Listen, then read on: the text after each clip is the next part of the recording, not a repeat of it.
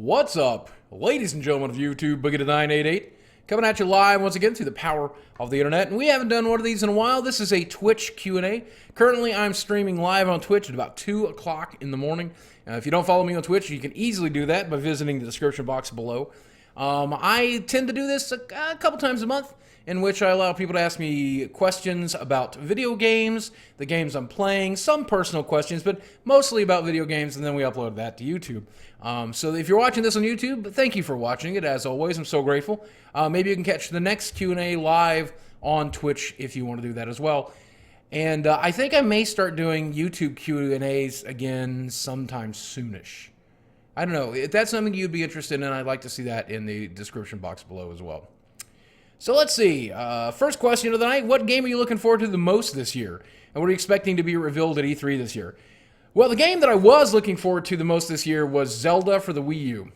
That is now pushed into 2016, which is a good thing, I think, because even though Nintendo just reported their very first profitable year in the last 4 years, that is awesome. They just announced they are opening a theme park with Universal. That is also awesome. The downside, of course, is that Zelda has been pushed back another year. So Nintendo's kind of killing it. They're kind of smashing it. Pun intended. But now that that's gone, now that Zelda's pushed back 2016, is going to be worked on a little more, what does that leave? Now, you mentioned E3, and the game I'm most excited to hear about at E3 is Fallout 4. And I read a rumor today that said Fallout 4 will be shown behind closed doors to certain people. That probably means Fallout 4 is not coming out this year either.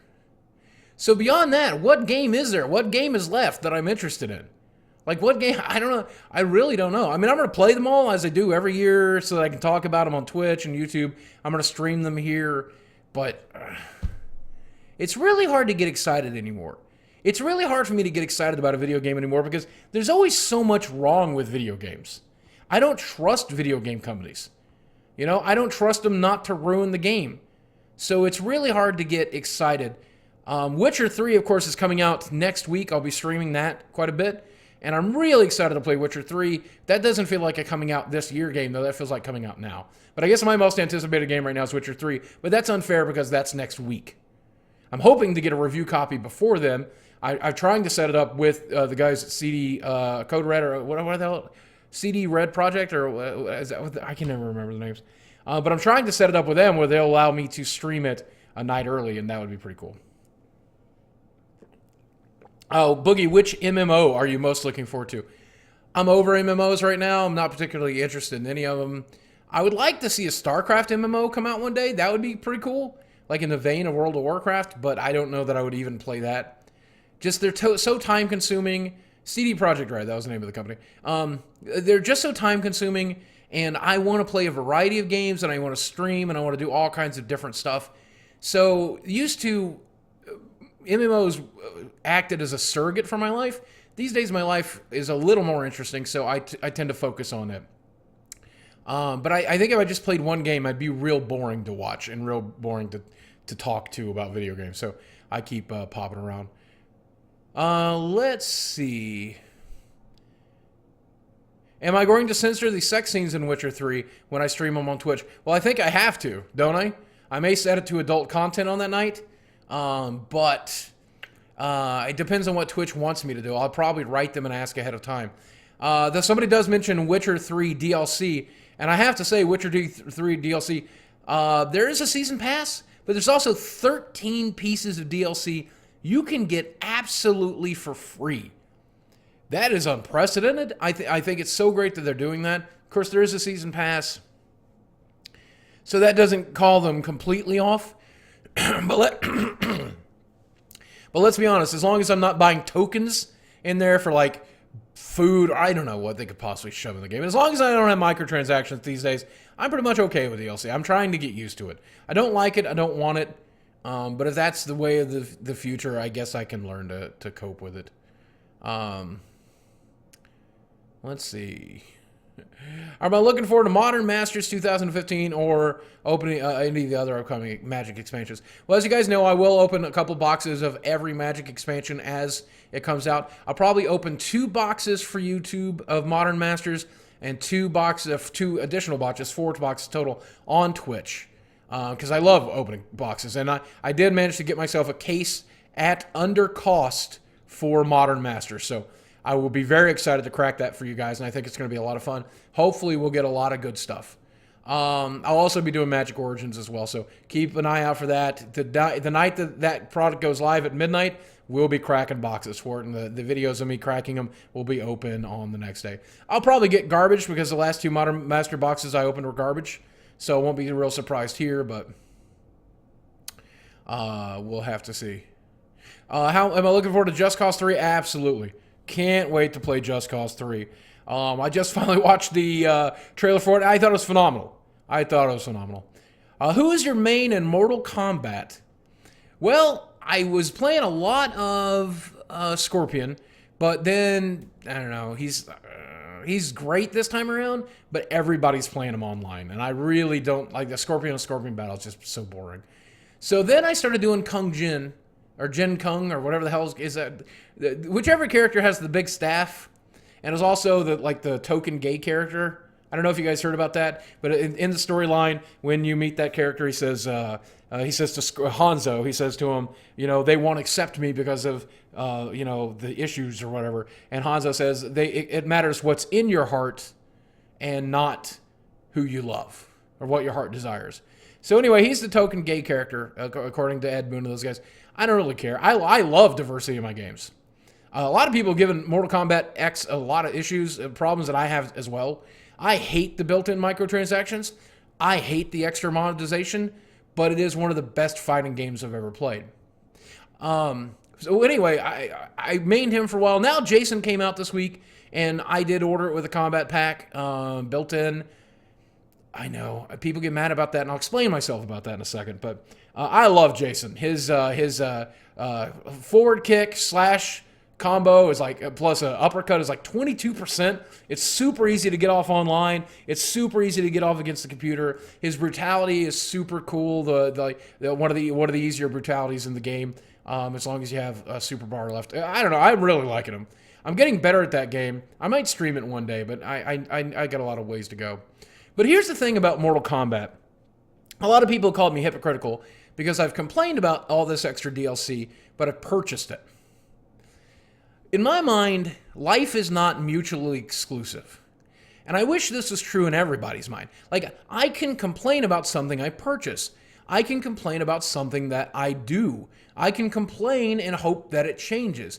I can complain and hope that things get fixed. But the truth of the matter is, as long as people are supporting stuff like the combat pack and extra skins and microtransactions, that stuff's not going away anytime soon. But it's important to keep a critical mind. Now, I'm in a special place where a lot of the times when I get review codes, I get all of the DLC included with the review code. That's very common a lot of the times when I've gotten review codes. I never get review codes, though. I'm not with a multi-channel network. I don't have a PR firm representing me. I don't get a lot of review codes. What I do get to do is purchase games. And I get to do that with the money that you guys donate through the YouTube donate place, through Twitch, whatever. And when I do buy those games, I want to review every aspect of it. Somebody complained on the Mortal Kombat subreddit that I was just repeating things that I hadn't played the game myself. I would be the worst asshole if I complained about these games without playing them. If I reported this stuff to you, and I have in the past, and I regret it greatly, if I reported to you about something in the past and I did not have first-hand experience, or at least second-hand experience and have a credible source, how would I be any better than any other just random blogger? How would I be any more trustworthy? It's my opinion. I need to offer my opinion. In order to offer my opinion, I have to try the product. So I think, when I pre-order these games, if it has extra DLC and shit, I tend to buy it so that I can know exactly what we're getting into. So that I can tell you whether or not it's worth it. And if it is worth it, I'll tell you. And if it's not, I'll tell you that too. Boogie, what are your thoughts on VR and Oculus Rift? Well, it looks like Oculus Rift is now due out in late 2016. The Samsung, I guess, is the one that comes with, works with Steam. I believe it's due out Q1 of 2016. Oculus Rift sometime late 2016, if then. Project Morpheus sometime in 2016 as well. So all of those games, all of those virtual reality devices are interesting. A lot of people don't seem interested in virtual reality, which is mind-boggling to me. And if you're one of those people, let me bend your ear for just a minute, okay? Virtual reality is great. Now, if you have not tried it in the past and you don't think you're interested, I ask you, please, to go to a place that is demoing it, okay? And give it a first shot. You might not even like it the first couple times you try it. You might be a little disoriented. You might not be think that's the way you want to do it. Keep with it. I promise you, it's fucking fantastic. It's so much fun. Is it going to replace modern gaming? No. But it's not. It's something you'll do on side of gaming. But it is also something that you will do the shit out of once you own one of these devices. I promise you. I don't care which device you get. Somebody says they get motion sick really easily. That might be an issue, and it's going to be an issue for some of you. But if you have tried virtual reality at this point, chances are you have not tried one of these better advanced devices. So again, Project Morpheus at the stage that I tested it was amazing. Like, it was ridiculously good. My Oculus Rift 2, which is over here on the shelf right now, it's decent. But the consumer version of the Rift is probably going to be so much better. And I haven't played the Steam one, but I hear the Steam one is amazing. All of these games are phenomenal. All of these devices are phenomenal. I really recommend that you hold off and invest in those games. Invest in one of those devices. At least give it a real shot. Boogie, what's your thoughts on the HoloLens, says Reshi. Reshi, I got to say, I haven't tried it. Until I've tried it, I can't get too excited. But what I've seen so far looks phenomenal. I would love to live in the world in which HoloLens is a real thing. I've been burnt so hard by the Kinect at this point, I don't know how much I trust Microsoft to get it right. But if they got it right, it would be fantastic. I've ever played Roblox? I don't know what that is. Was H1Z1 what you wanted it to be? No. H1Z1 was not what I thought that it was going to be. What it is, though, is pretty interesting. I wanted it to be complete. I wanted it to be fun. I wanted it to be okay. And it is different. It's different from what I was expecting, but still pretty enjoyable. I've really enjoyed just trolling people, messing with people, whatever. It really could have been any game that allows a microphone that we did that in, though. But H1Z1 is okay. I'm glad it's fun to watch. I'm glad you guys like to watch me play it. But it doesn't really get me on any particular level. It doesn't excite me too well. I think that game has a lot of way to go. Now, somebody's saying Jimmy Wisehunt has left the H1Z1 team. I don't know who Jimmy Wisenhunt was, so I don't know how important that is. I did not know Jimmy. So we'll have to see what that impacts in the future. I guess I don't really have an opinion on him. Let's see. Do I think Kingdom Hearts 3 really should go to PS4 and Xbox One, even though Xbox One never had a Kingdom Hearts? I believe that as many games can be cross-console, including PC, should be cross-console and PC. I think more gamers getting more opportunity to play it, regardless of the devices they own, is good. So I'm always against exclusives unless they're necessary. The times that I think exclusives are great is when the game would not exist otherwise. For example, it's my understanding from Major Nelson that the new Tomb Raider game most likely would not have gotten made had Microsoft not cut them a decent deal. I don't know if that's true or not, but that's possible. I do know from Adam over at PlayStation, who said Capcom was having difficulty getting everything together for a new Street Fighter, and they cut them a deal, and that allowed them to make Street Fighter. And one of these people said to me, though I don't want to attribute it to any one of them because I don't want to get in trouble because it was said in confidence, but one of these two people said to me, look, I'm not in the business of denying other people games. I'm in the business of creating games and getting them into the hands of people. So in the case that a game would not exist otherwise, then I'm grateful that it's an exclusive. Otherwise, multi-console that shit up. I really like seeing Shovel Knight come to both Xbox One and PlayStation 4. And I really like the fact that it has exclusive content in each one. I think, and again, not because it was exclusive content cut out of the basic game, but it was exclusive content when they ported it over, they added new stuff. I'm into that kind of thing. And like I said, I'm never black and white. I never believe that there's only one answer. There's always two answers, and you got to find somewhere in the middle. That's what I always try to do. Boogie, what are your expectations for Overwatch? Blizzard's clearly trying to shoehorn into the esport market with HOTS and Overwatch. Thoughts on that too? Well, number one, let's be honest. Blizzard has always had a foot in the esports market. StarCraft used to be the most watched thing on the internet. Of course, it wasn't as big as Twitch and things along that lines, but Warcraft 3, I remember watching tournaments for that back in the day. Now they're trying to recapture both the MOBA market and I guess the first-person shooter market with Overwatch. And of course, they've cornered the card-playing market by absolutely destroying Magic the Gathering online. Any other card game can't even hold a candle to Hearthstone. Hearthstone. How do you pronounce that? Let me know in the comment section below. That said, I'm so grateful that they are challenging the status quo that is League of Legends and Dota.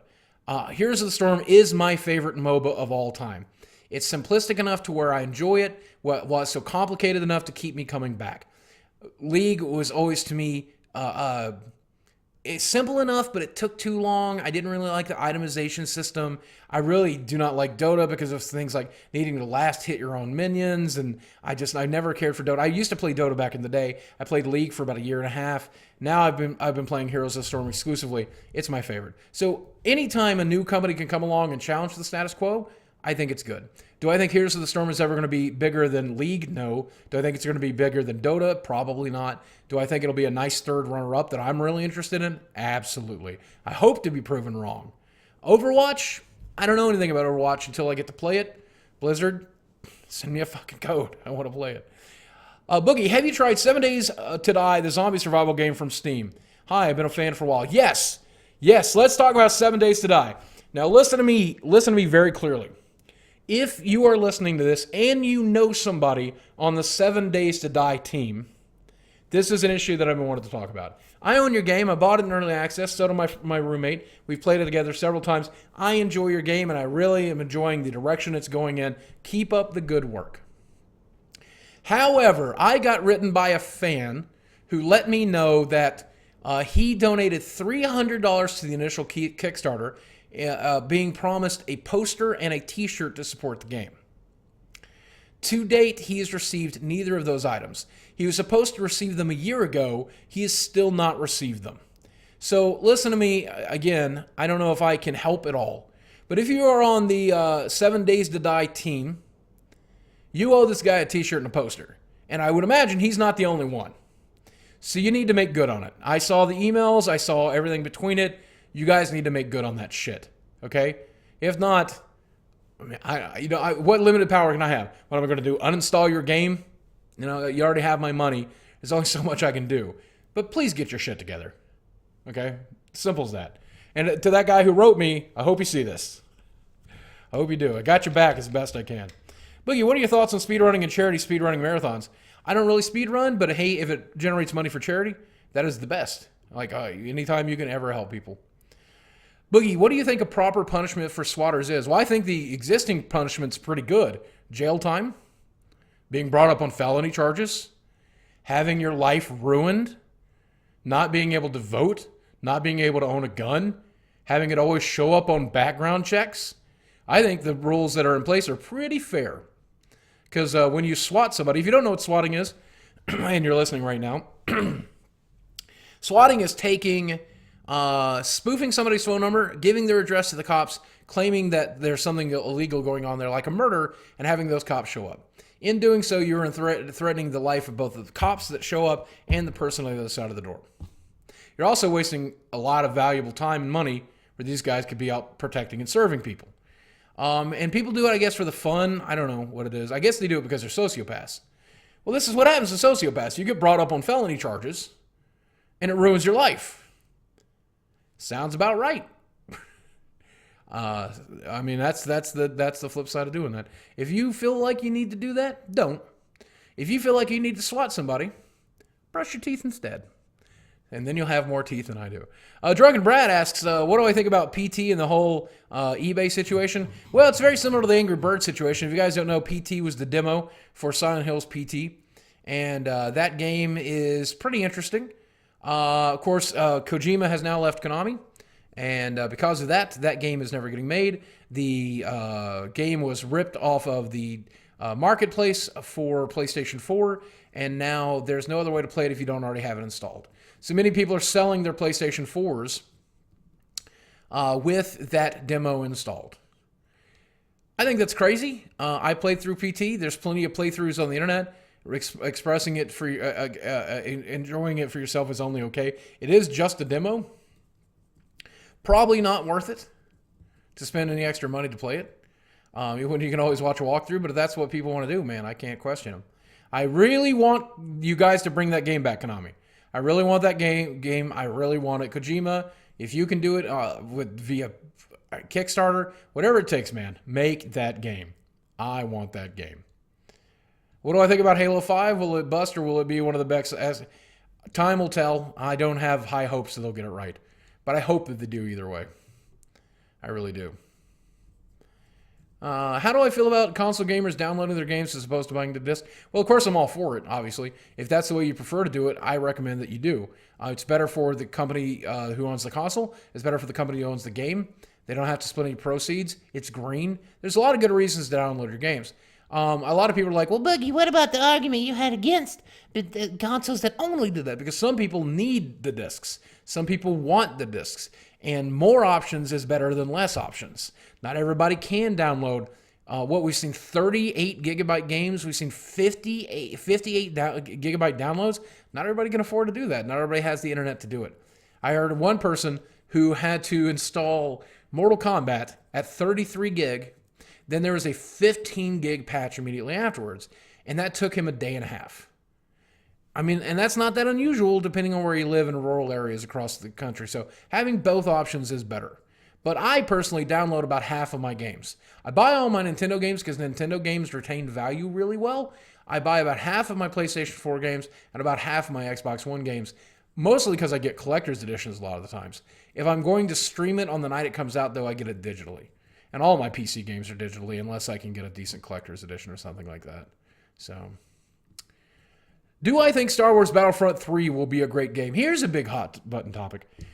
Okay, so I got quoted in a previous video on the Battlefront subreddit. Hi guys, if you're watching this, I want to clarify what I was talking about. So, Battlefront has been in development for about, a year now? And they got that license about a year and a half ago. That is not a lot of time to make a video game. Now, I might be off by 6 months there. It might actually be closer to 2 years by the time the game comes out. I'm not 100% sure. But it's my understanding they got the license about a year and a half before the game is supposed to be released. That means they have to cut a lot of corners to make it happen. Now, the good side of this is probably they're not working on a lot of things that they're going to resell to you later as DLC. The DLC that they create will probably be legitimate DLC they created after the initial launch of the game. So that's probably good news. The downside is a lot of the things that we want to be in the game will not be in the game. Space Battles is not in the game. A lot of other things. They are probably going to have to cut several corners to get the game out in time. That's just the deal with it. Now, this game, they will not delay. If they delay it, I will be very surprised. I was about to say I'd eat my hat, but I don't own a hat, and I don't want to get caught up in that. But I'd be very surprised if they delay this game. They're going to want to release it on schedule in time with the movie. That's just very simple. So that doesn't give them a lot of development time. Now, I did say in that video, it's probably just a reskinned Battlefield 4.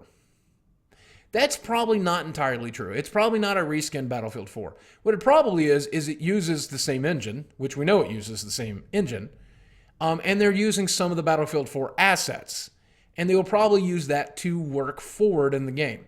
Now, there's going to be some huge differences between Battlefield Hardline and Battlefield 4 and obviously this game. Clearly, there's going to be some huge differences. One of the differences I read about today is that basic rifles won't have iron sights, which is cool. which explains why stormtroopers can't shoot everybody, by the way. Do I think they'll get it right? I think it's going to be a mediocre game. Will it be a true successor to Star Wars Battlefront? Not even close. It's not. It's definitely not Battlefront 3. Not even close. And if you're expecting it to be that, you're going to be sorely disappointed.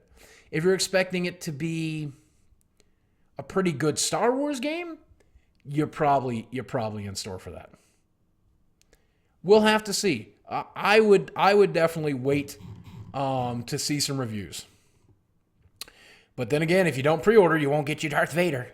You have to pay $5 for your Darth Vader later. How do you feel about these early access games? Well, we've talked about that a little bit. I'm not a big favor of them, and I don't buy them very often.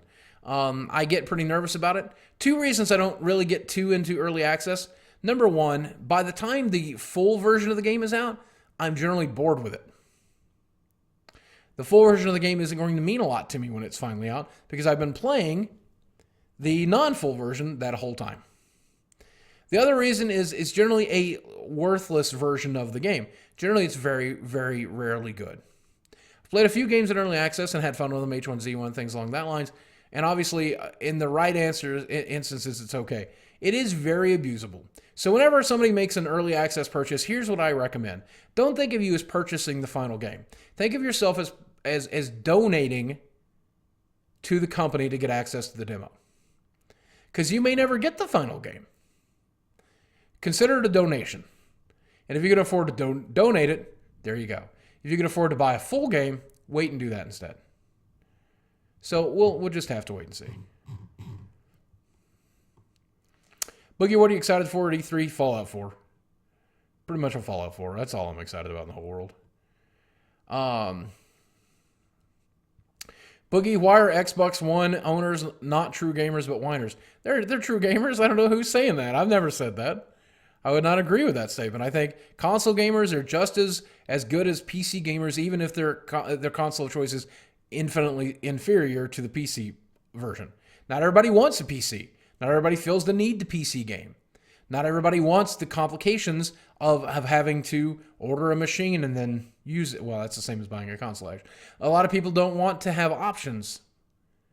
No, why is it? I don't know, but some people like the convenience. It hooks up to your TVs. I know that one. And you don't have to have a keyboard and you don't have to boot Windows. That stuff's pretty cool. So, but again, console exclusives, that's always a good reason. That's why I have my consoles. Console exclusives. Also for fighting games. But no, I don't have anything against Xbox. I think Xbox owners and kiddies and big fans and like fanboys have a lot of problem with me. But these days, so do the PlayStation 4 guys. I don't know why the PlayStation 4 guys are mad at me. Everybody's mad at me. Probably because I like PC gaming a little bit better. Thoughts on Batman Arkham Knight that comes out in June? Well, very excited to play the game. Very disappointed about their DLC practices.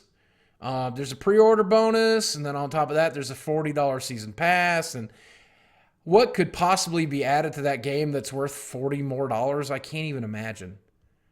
So I worry about that kind of thing. But I think it's going to be good. It's made by Rocksteady. It's going to have to be as good as the first 2 games. So let's just keep our fingers crossed. And maybe that $40 worth of season pass DLC will be phenomenal. But it's still really disappointing to see the price of the DLC package to be as high, almost as high as the game. That's $100 if you want to get the full game. And that's probably not including everything that you can download and everything that you can get. There will probably be stuff on top of that. Pretty disappointing direction the game is going. Somebody wants to know if I'd be excited about a Skylanders-style Amiibo game. Well, that's exactly down my alley. Of course, you guys know that I got to participate in the announcement for LEGO Dimensions, which is super cool. Also, Disney Infinity 3 just got announced, 3.0, which I'm excited to play that. 2.0 was decent, but not fantastic. 3.0 has Star Wars built in. It's going to have Star Wars figures, and I'm going to be Yoda, and Yoda and me are going to chill. It's going to be awesome. I love my Skylanders games. I love it all, man. I love those collectible statues. Again, because I like the statues more than I like the game. If it wasn't for the statues, I wouldn't be into them. I wouldn't pay $4 or $10 or $12 for a character, but I will pay $12 for a really cool collectible that unlocks a character. That's a good deal for me. And if the Amiibos could be used for that, it would make them all the more valuable to me. That would make them all the more valuable to me. Are there any indie games you're following that you're really looking forward to? Not really right now. I can't really think of any. Is No Man's Sky an indie game technically? Because if it is, yeah. That's a game I'm definitely interested in. Holy crap. Holy crap. Boogie, what are your thoughts of games not releasing any demos nowadays? Would it not help sales? Testing if you can run it? Well, there are still some games that have demos. I've not seen a lot of PC demos. I've seen a lot of Xbox One demos, which is kind of cool. They're still getting made, and I do think it helps sales. I really wish they would continue the practice, but I can understand where they would rather just get your money, you know? So that's probably the focus. Why give them an opportunity to hate the game when you can keep them excited from the hype train instead? All right, guys, so I think that's going to wrap it up. I hope you guys enjoyed this. If you're watching this on YouTube, don't forget, you can follow me on Twitch anytime. YouTube now generally lets you know when I go live. Thank you very much to the guys in Twitch. We had 1,500 people asking questions. I'm sorry that I couldn't answer every question. I don't know what this black bar is. What is this black? Why is there a black bar there? Does this make it go away? Man, I hope you weren't trying to just watch my face this entire YouTube video. As if you were, I'm really sorry, because I am not a pretty man. All right, guys. Thank you for watching. I'll talk to you guys in here in a minute, in Twitch in a minute. Thank you guys for watching. I love you very much. And I'll speak with you again soon.